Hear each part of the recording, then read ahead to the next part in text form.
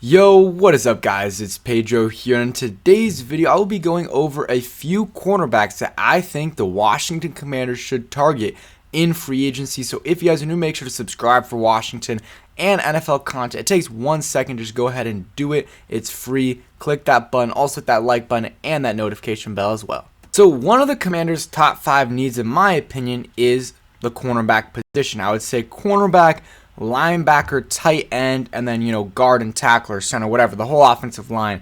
But cornerback is one of those positions that I think they need to address. And you could go out and get a starter, but at the very minimum, you need to bring in someone that is a borderline starter that could start on some teams, because the depth at at the cornerback position isn't great for the Commanders.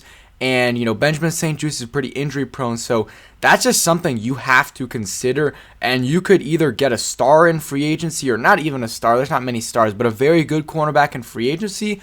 Or you could go through the draft, or you could sign a mid-tier cornerback in free agency and still draft a guy in the first round. So we're going to be going over a few guys I think the Washington Commanders should try to sign in free agency if they go that route. And, there's still a chance that they, draft someone like Christian Gonzalez or, Joey Porter or Witherspoon or even Keely Ringo. But I'm just going over some free agent options because we're closer to free agency than the draft. So, number one, and sorry that it's loading, is Marcus Peters. He's been a very solid corner for his whole career since he came in the league in 2015. Just an interception machine. 8, 6, 5, 3, 2, 3, 4, and 1. Obviously had I think it was either an Achilles or ACL injury in 2021, but he's been very solid. Played the last 3 years for the Ravens, played 2 years with the Chiefs, or with the Rams, and 3 years with the Chiefs. And, has had some, locker room issues, but besides that, he's been a very solid corner, and he's a free agent after this year. Commanders could, try to sign him. It wouldn't be too much, too expensive, but it's not going to be cheap. It's going to be over $6-7 million dollars a year, in my opinion. But Marcus Peters is good, and he would be your starter. He's not going to come in and come off the bench. He will be your starter, and it'll be a good one. And he's probably going to be outside, so you put Peters and St-Juste outside and slide Kendall Fuller inside. That's probably what I would end up doing. But yeah, he's still, I don't know, relatively young. I don't know his exact age, but he did come in the league in 2015, but I don't know if he's 30 yet. Okay, he is 30, so I guess he's not young. He's getting up there in age, but if you sign him to a 1 year, 2 year deal, it'll be fine. It'll be fine. So that's one.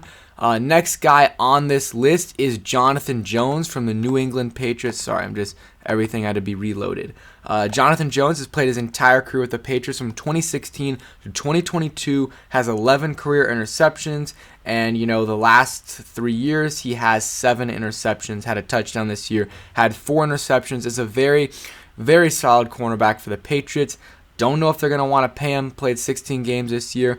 For the most part in his career, he's been healthy. First 3 years didn't miss a game, and then missed 1 game in 2019, and then 10 games, 11 games in 2021. That's really the only year he had a major injury. Still had an interception in that year. So Jonathan Jones is definitely another option for the Commanders. A little bit smaller, I believe, around 5'10", but that should not be an issue.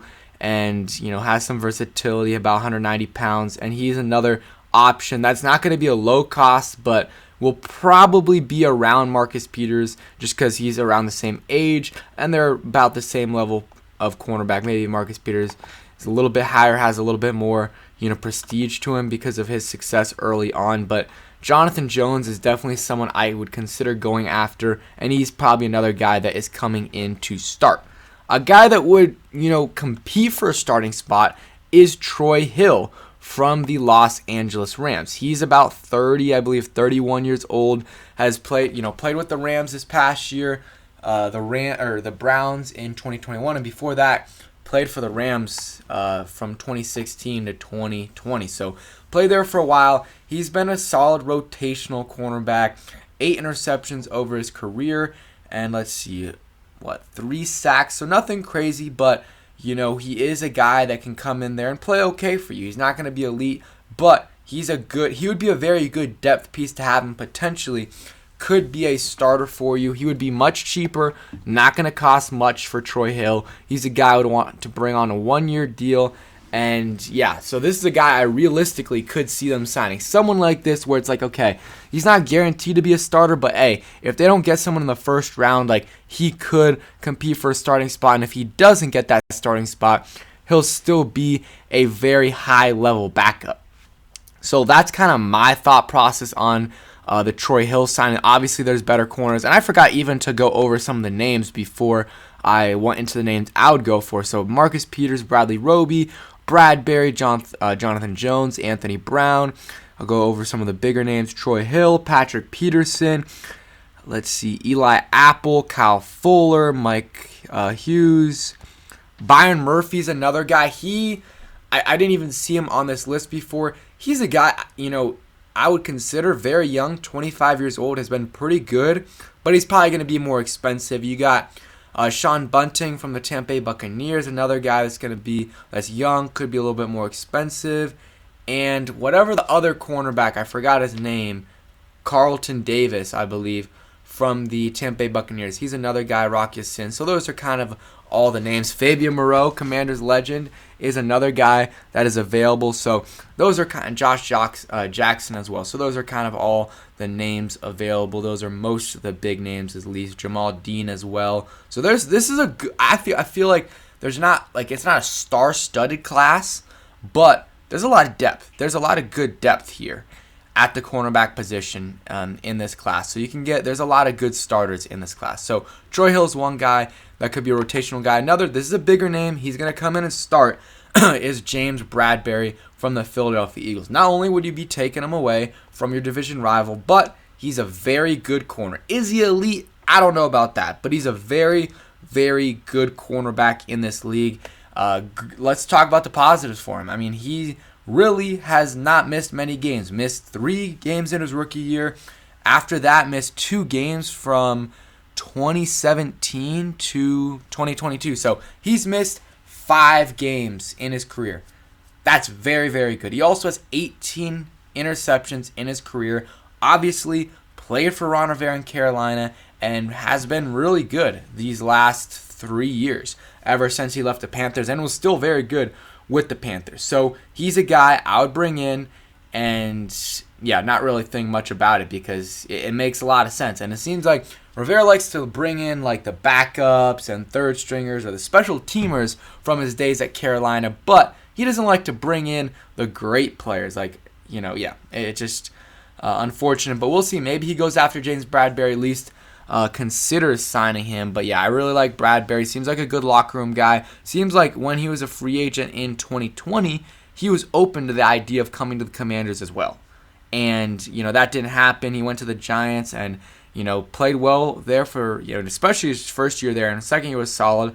His 2022 year has been really good for the Eagles. And he's been a very good, piece of that secondary. And you can take that away from the Eagles and, help out your secondary as well. And obviously that would slide Kendall Fuller inside. So that is the number 4 cornerback. The other guy, I wanted to bring in like one kind of sleeper. And that is, and sorry for the ads, Nick Needham of the, from the Miami Dolphins, about 6'1", 196 pounds. He is 26 years old, just turned 26. So, yeah, just turned 26 years old. You look at some of the stats for him. He's played for the Dolphins all his 4 years. Let's see, where are the interceptions? 6 interceptions over 3 years, like that, or over 4 years. That's a good amount of interceptions, about 1.5 per year. Forced 1 fumble, and averages close to a sack per year. And you look at his coverage numbers, at the advanced numbers, a lot of 52.6% completion percentage this year, and a 96 pass rating, which is not amazing but solid. 73 the year before, 95 in 2020. So looks like he has some versatility as well. He's a guy I would definitely not mind the Commanders getting. And you look at this missed tackling percentage over the last 3 years has been amazing. So he is a sleeper that's not going to cost much money at all. Going to be under $6-7 million, if that, probably a little bit cheaper, and a guy that could compete for a starting spot, but by no means is he going to enter camp as, this guy is the starter. So that's a guy I like as a sleeper for the Commanders. And besides that, I talked about some other names that I didn't put on the list that would be interesting. Patrick Peterson would be. I just doubt he comes here. He's probably going to want to go to a contender. Eli Apple, no. Let's see. And Byron Murphy is a guy I would consider. Same thing with Sean Bunting and Carlton Davis. Those guys are solid options as well. So